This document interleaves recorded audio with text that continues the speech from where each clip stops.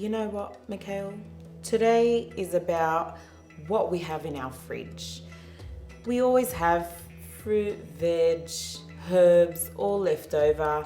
It's about going into your fridge, picking out everything that you're thinking may or may not use, and putting it into this casserole using gravy beef from Abu Ahmad Butchery.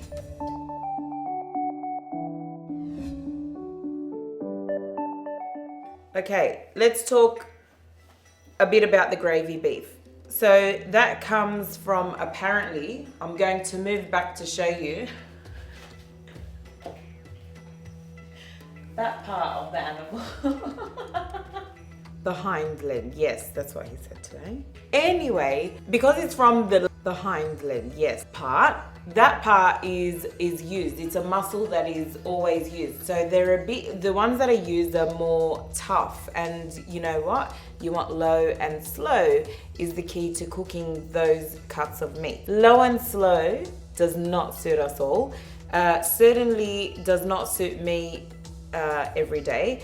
So I'm using my pressure cooker here to actually make a braised gravy beef stew.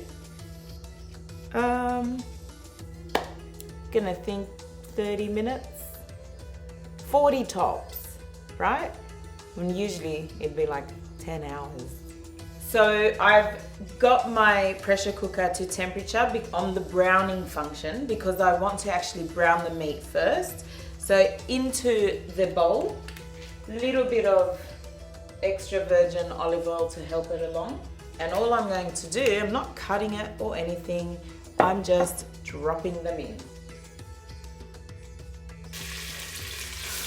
Leave it to brown for a few minutes on each side. Don't play around too much with it. Just move on and start prepping the veg that's going to go with it. I'm throwing in an eggplant, nice and chunky. This is going to be a chunky braised stew. Carrot. This big onion, I'm just going to quarter that. That's our veg prepped. Now we'll check up on our beef. Nice caramelization there. So a few minutes on that other side, and then it's time to just throw everything in.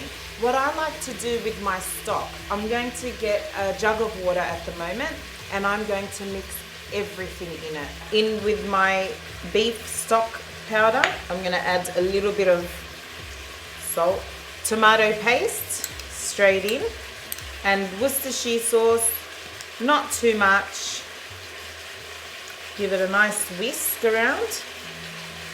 We've got some garlic here that I'm just going to roughly chop. Now let's throw in our veg.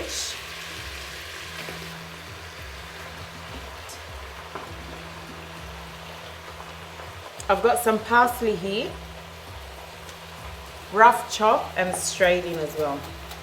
This is a perfect dish, especially in Ramadan, where, you know, we stock up a lot on things and we're wondering, oh, now, you know, we're sick of eating the same food or whatever. Just put it all in the pot and away you go. We're ready now for our liquid. Okay, I'm just patting down all the veggies. The pressure cooker has finished and released all its pressure. It's now time to check in on our meal. What we're gonna do now is dilute some corn flour with some cold water. Why do you dilute corn flour in cold water?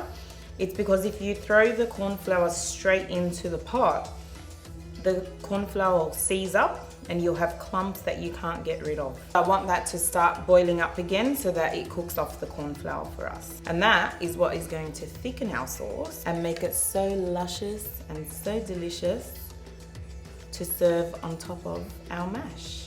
Just with a wooden spoon, keep mixing and pour it in a steady stream.